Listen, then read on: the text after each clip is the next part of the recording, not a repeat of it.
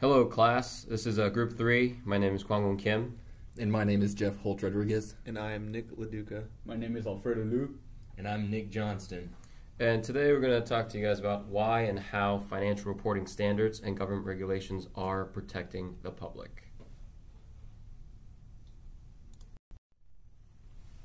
So for our presentation, we'll go over the introduction, talk about the SEC, some of the accounting standards, and the agency that oversees, some of the regulations of law, such as the Securities Act of 1933, the Security Exchange Act of 1934, the Sarbanes-Oxley Act of 2002, the Dodd-Frank Wall Street Reform and Consumer Protection Act of 2010, Jumpstart our Business Startups Act 2012, and kind of at the end give you some examples of effective enforcement of regulations.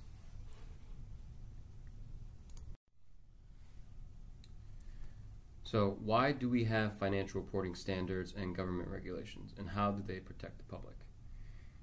The laws, the rules, and some of the standards that govern the securities industry here in the United States, they come from a pretty simple and straightforward concept, and the concept is that all investors, whether they are large institutions or down to a single individual, they should have access to certain basic facts about investments, prior to buying it, or so long as they're holding it.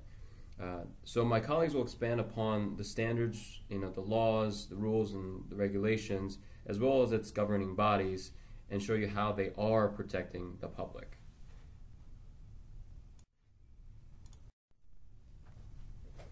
Alright, so I'm going to go into detail about the SEC, which stands for the Securities and Exchange Commission. The SEC, established in the 1930s following stock market crash of 1929 and the Great Depression, protects investors by administering and enforcing federal securities law and its involvement with requirements for financial disclosures and audits of financial statements for publicly traded companies. Congress passed the Securities Act of 1933 as well as the Securities Exchange Act of 1934, which created the SEC, which was designed to restore investor confidence in our capital markets by providing investors and the markets with more reliable information and clearer rules of honest dealing. All investors should have access to basic facts about an investment prior to buying it, and as long as they hold it. To achieve this, the SEC requires public companies to disclose meaningful financial and other information to the public. This provides a common pool of knowledge for all investors to use to judge for themselves whether to buy, sell, or hold a particular security. Only through the steady flow of timely, comprehensive, and accurate information can people make sound investment decisions. The enforcement authority it received from Congress enables the SEC to bring civil enforcement actions against individuals or companies alleged to have committed accounting fraud, provided false information, or engaged in insider trading or other violations of the securities law. The SEC also works with criminal law enforcement agencies to prosecute individuals and companies alike for offenses that include a criminal violation. The Securities Act of 1933 was established as a response to the Great Depression caused by the market crash of 1929. It was also the first major federal legislation to regulate the offer and sale of securities. The act was based upon a philosophy of disclosure, meaning that the goal of the law is to require issuers to fully disclose all material information that a reasonable shareholder would require in order to make up his or her mind about the potential investment. The two main objectives of the Act are: 1. Require that investors receive financial and other significant information concerning securities being offered for public sale, and 2. Prohibit deceit, misrepresentations, and other fraud in the sales of securities.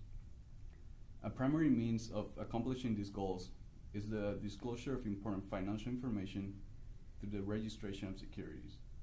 Investors who purchase securities and suffer losses have important recovery rights if they can prove that there was incomplete or inaccurate disclosure of important information.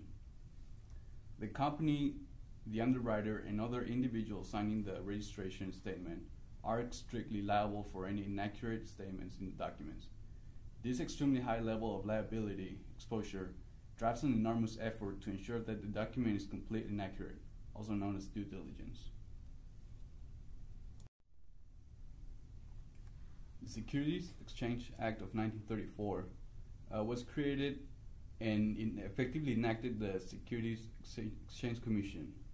The act empowers the SEC with broad authority over all aspects of the securities industry. This includes the power to register, regulate, oversee brokerage firms, transfer agents, and clearing agencies, as well as the nation's securities self-regulatory organizations. The Act also identifies and prohibits certain types of conduct in the markets and provides the Commission with disciplinary powers over regulated entities and persons associated with them. Furthermore, it also empowers the SEC to require periodic reporting of information by companies with publicly traded securities.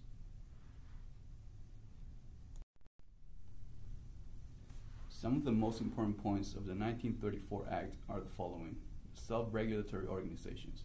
The SROs are national securities associations authorized to supervise the conduct of their members, subject to the oversight of the SEC. They mainly exist to enforce certain industry standards and requirements related to securities trading and brokerage. The corporate reporting. Companies with more than 10 million in assets whose securities are held by more than 500 owners must file annual and other periodic reports. These reports are available to the public through the SEC website. Tender offers. The Securities Exchange Act requires disclosure of important information by anyone seeking to acquire more than 5% of a company's securities by direct purchase or tender offer. Insider trading. The securities laws broadly prohibit fraudulent activities of any kind in connection with the offer, purchase, or sale of securities. These provisions are the basis for many types of disciplinary actions, including actions against fraudulent insider trading.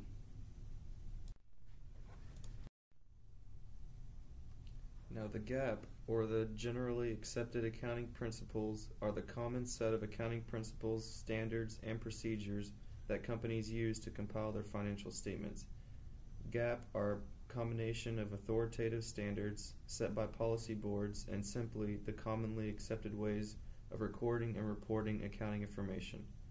GAAP are imposed on companies so that investors have a minimum level of consistency in the financial statements they use when analyzing companies for investment purposes.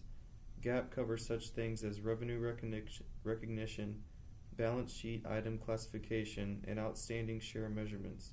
Companies are expected to follow GAAP rules when reporting their financial data via financial statements.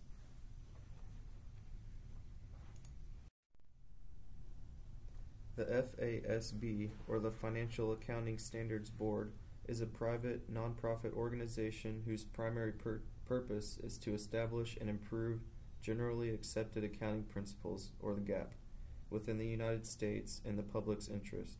The Securities and Exchange Commission designated the FASB as the organization responsible for setting accounting standards for public companies in the United States.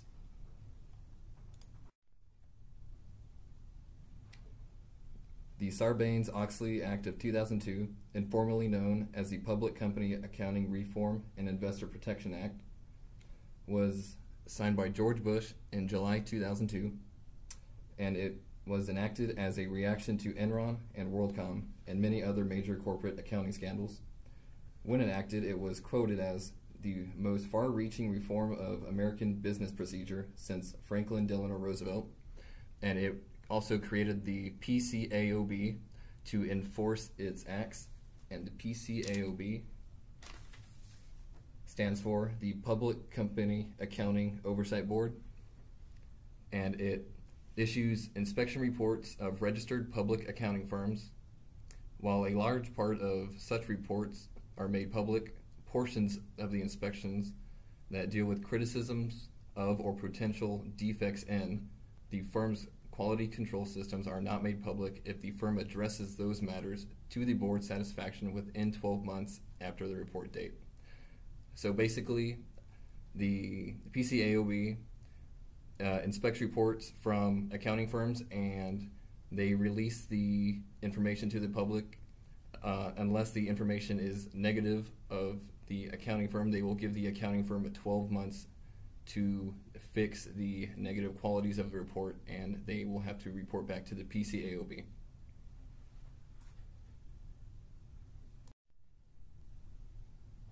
As previously said before, the Sarbanes-Oxley Act of 2002 was enacted in direct result to the scandals of WorldCom and Enron. WorldCom at the time was a major telecommunications corporation and was involved in a host of accounting frauds. One, they would book line costs as capital expenditures and not expenses, thus making their balance sheet look more positive than negative. Secondly, they would inflate their revenues with bogus accounting entries. Mainly, they would use corporate unallocated revenue accounts. Basically, these were made up accounts where they would just dump debt into. Secondly, Enron was a major global energy player, and they used off-balance sheet items to defraud shareholders. And off-balance sheet items are basically the same thing as corporate unallocated revenue accounts, where they just dump debt into, and they don't have to show them on the balance sheet. And furthermore, they were both audited by Arthur Andersen, which colluded with WorldCom and Enron to help them with their accounting frauds.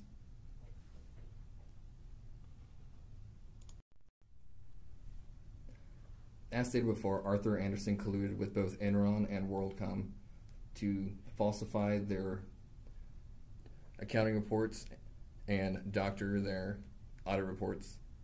Furthermore, during the SEC investigation, Arthur Andersen destroyed many documents relating to the investigation of both Enron and WorldCom.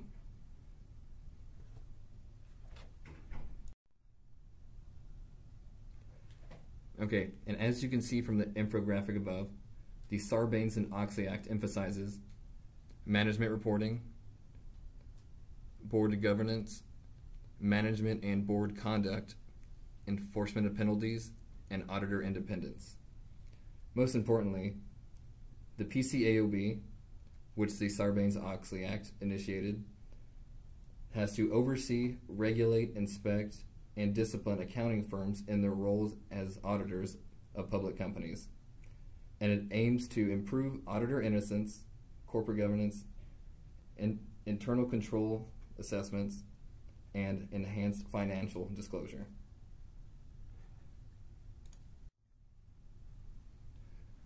Key sections of the Sarbanes-Oxley Act. Section 302 mandates internal procedure to ensure accurate financial disclosure. Section 303 prohibits companies from coercing auditors. Basically, this prohibits companies from bribing auditors to make their reports look favorable to the company. Section 401, disclosure of off-balance sheet items, where companies such as WorldCom and Enron used assets and specialty accounts not on balance sheets to dump debt into and make their balance sheets look better, as stated before. In continuation with key sections of the Sarbanes-Oxley Act, Section 404, assessment of internal control, requires management and external auditors to report on adequacy of companies' internal control on financing reporting. Section 802, U.S. penalty for influencing U.S. agencies or agents. Section 906, corporate officers must certify correct and accurate financial reports. Section 1107, criminal penalties for reactions against whistleblowing. And lastly, the benefits of the Sarbanes-Oxley Act. 1, to improve investor confidence in the market. To make more accurate and reliable financial statements. The CFO and CEO are now inherently responsible for financial reporting, meaning they can't claim ignorance as an excuse to miscues and malicious misleading. Companies cleaned up their accounting books afterwards. It lessens the volatility of the financial system and the increased accountability of auditing firms to remain unbiased and independent clients.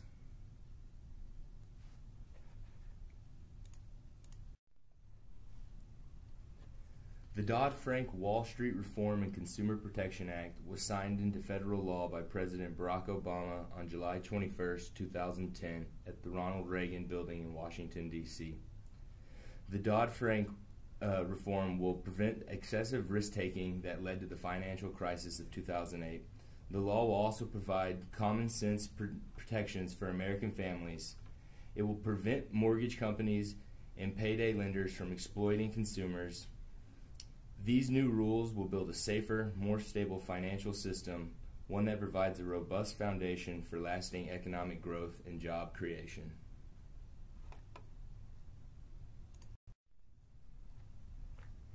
As said before, this reform was put into place because of the financial crisis that occurred in 2008 that had a severity that had not been seen in generations, leaving millions of Americans unemployed and resulted in trillions in loss. This was caused by the broken financial regulatory system that was in place in America's financial systems. Irresponsible lenders taking advantage of consumers and excessive risk-taking from large banks that ended up failing.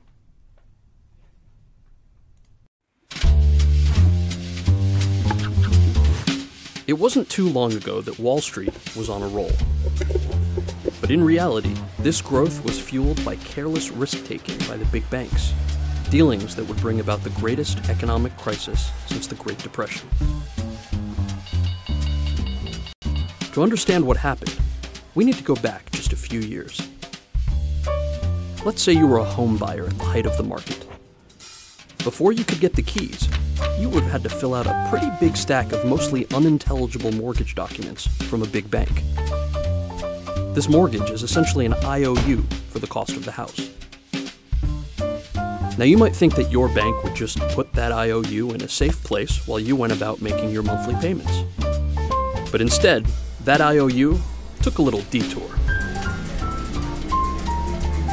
And as often happens when gamblers play with other people's money, or money they don't have, the big bank bet big and lost big.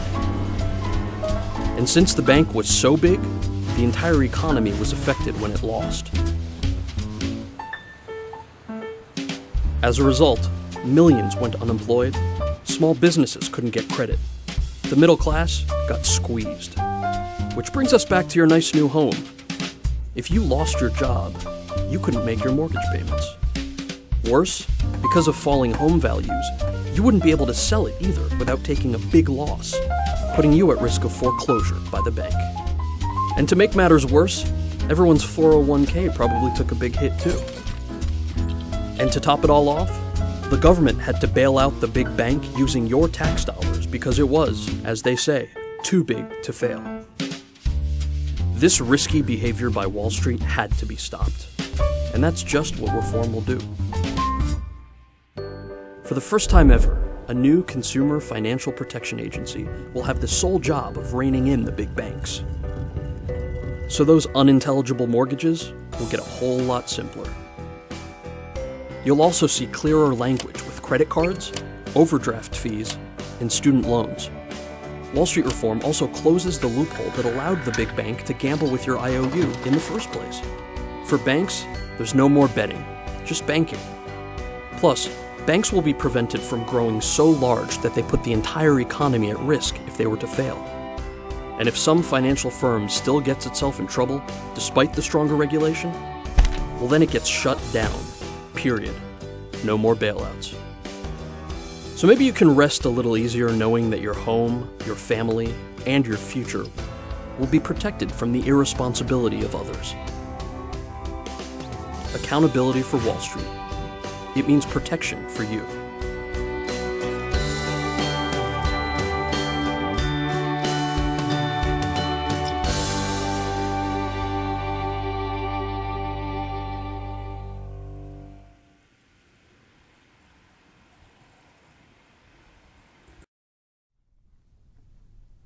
Holding Wall Street accountable. This financial reform includes a number of provisions that will curb excessive risk-taking and hold Wall Street accountable. Taxpayers will not have to bear the cost of Wall Street's irresponsibility. If a firm fails in the future, it will be Wall Street, not the taxpayers, that pay the price. It will also separate proprietary trading from the business of banking. This will ensure that banks are no longer allowed to own, invest, or sponsor hedge funds for their own profit unrelated to serving their customers. Lastly, it will end bailouts. This reform will constrain the growth of the largest financial firms, restrict the riskiest financial activities, and create a mechanism for the government to shut down failing financial companies without creating a panic.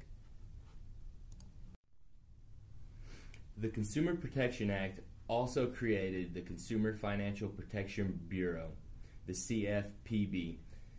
The CFPB will set clear rules. It will supervise banks, credit unions, and financial companies, and it will enforce the new federal consumer financial laws that this reform has created to monitor financial institutions.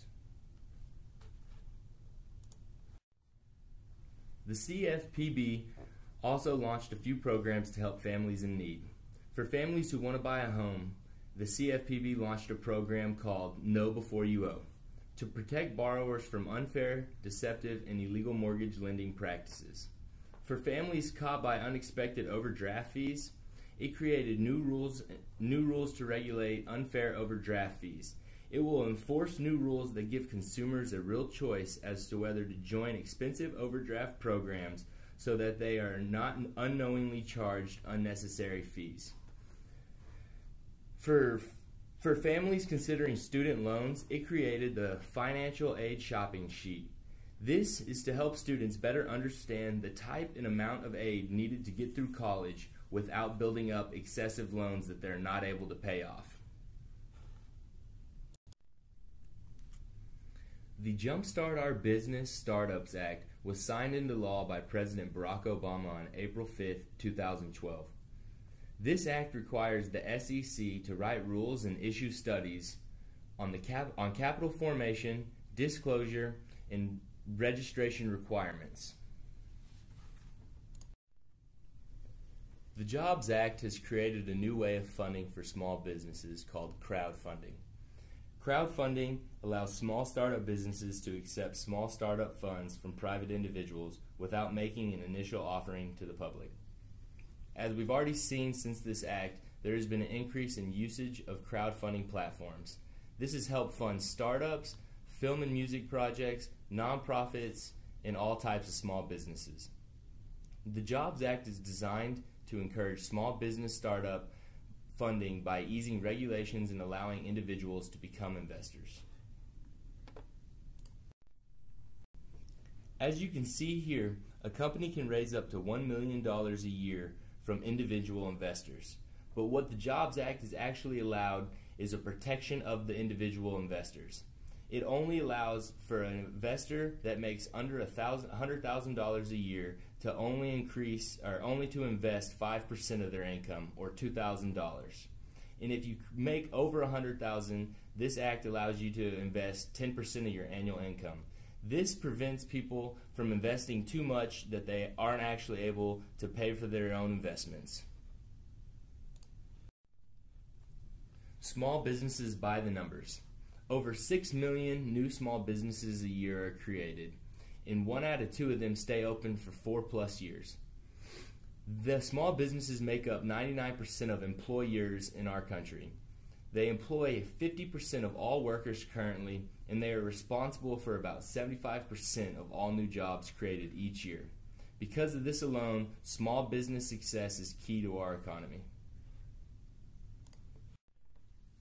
There are many examples beyond what some of my colleagues have provided where the SEC, through the development of new regulations and reforms such as the Sarbanes-Oxley Act and the Dodd-Frank Wall Street Reform and Consumer Protection Act, as well as enforcement of financial and accounting standards, have been effective in holding violators accountable for their fraudulent actions. As you can see on the right, companies and corporations such as Enron, Tyco, WorldCom, HealthSouth, Freddie and Fannie Mac, Adelphia, Peregrine Systems, AIG, and Bernie Madoff, they were all investigated by the SEC and were charged with financial reporting, investing, and accounting fraud so that this doesn't happen again.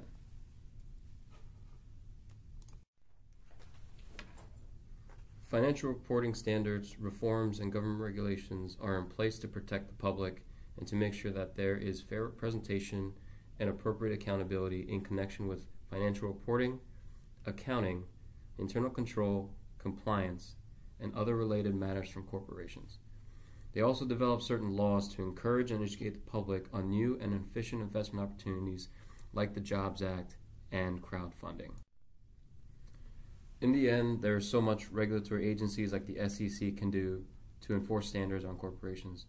Because no matter what systems, regulations, and laws exist, companies with ill intentions will do bad things.